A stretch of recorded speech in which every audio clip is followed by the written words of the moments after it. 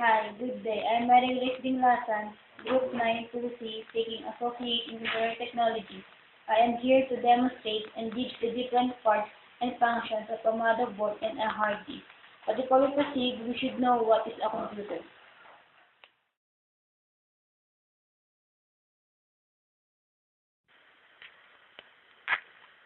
A computer is an electronic device that performs tasks such as calculations or electronic communication under control of a set of instructions called a program.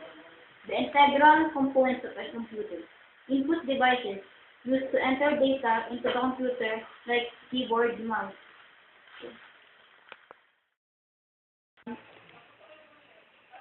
101 Enhanced Keyboard. This is the most common type of keyboard. This is somehow similar with the old-fashioned computer keyboard as the 84-key AT keyboard. Mouse. A mouse is a device that is rolled about on a desktop and can manipulate a pointer on a computer screen. A trackball. A pointing device consisting of an exposed, protruding ball housed in a socket that detects rotation about two axes. An optical. It uses light to track the surface under the mouse to determine the motion to be translated into cursor movements on the screen. Output devices. Information processed by the computer into form understandable by humans. Monitor.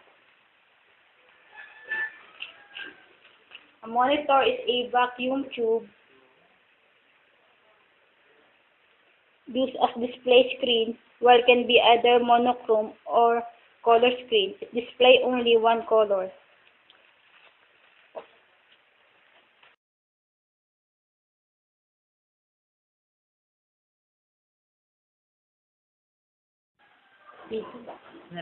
What is motherboard?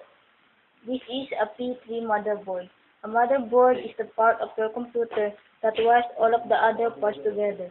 Every components of your computer, from the DVD burner to the CPU, will connect directly into the motherboard.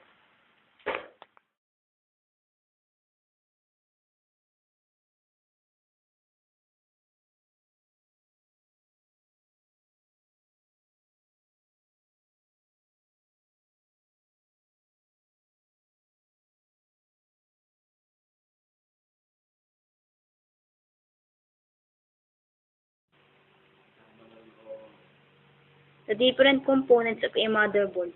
So we have here the SATA or the Serial Advanced Technology Attachment. Computer bus interface connected host bus adapter to mass storage devices. APATA or the Parallel Advanced Technology, an interface standard for the connection of storage devices. The UTT cable or the Unshielded Twisted Pair cable used for local area network. The LAN card, which is used for LAN connection. Sound card, used in old model of motherboard for sound connection. Video card, a video adapter capable of generating appropriate video signal for displaying graphical images on a video screen. Two types of random access memory. We have here the DDR or the dual data rate and the SDRAM or the synchronous dynamic random access memory. CPU, basically the brain of a computer, and the CPU fan, used to cool the CPU heatsink.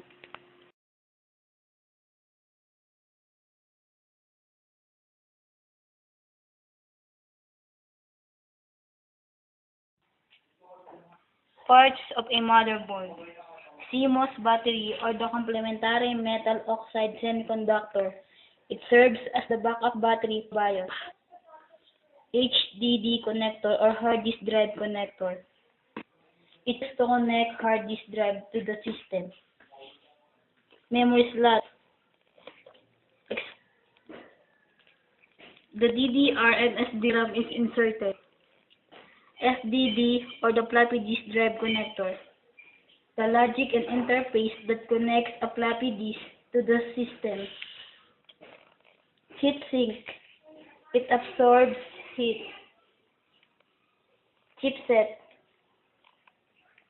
mediates communication between CPU and the other components of the systems, including main memory. ISA, or the industry standard architecture, small network card located, PCI slot, expansion of LAN card. PCI Express is a computer expansion card for video graphics. CPU socket, an electrical component that attaches to MOBO and it is designed to house a microprocessor. ATX power supply connector provides regulated direct current power at the several voltage required by the motherboard.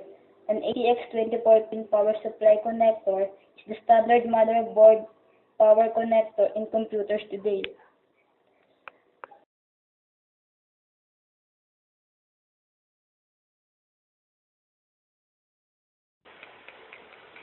This is the back panel.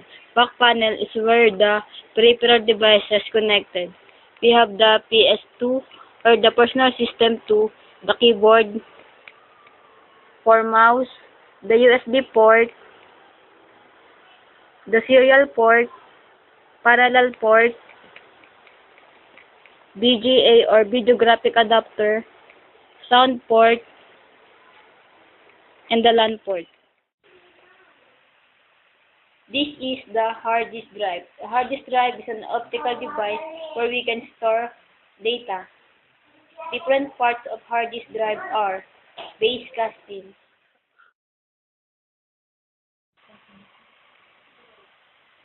This is a hard disk, an optical device where we can store information. Different parts of a hard disk. Cover mounting holes. It is the holes where we place the screw that holds the cover. Spindle.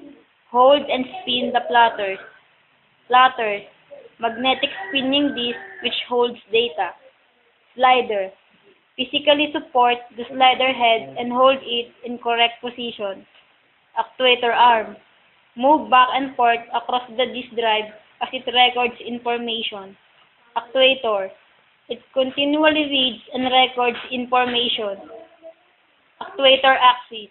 It helps the actuator arm to move back and forth. Ribbon cable. Used to connect hard disk drive to logic board. SCSI or Small Computer System Interface. Set of standard for connecting and transferring information between computer and peripheral devices. Jumper pins. Set of pins to make a specific connection. Molex or power. Provides power from power supply. Case mounting holes. Preventing a pull handle on case of the hard disk frame from being pulled. Logic board of HDD or hard disk drive. It contains chips.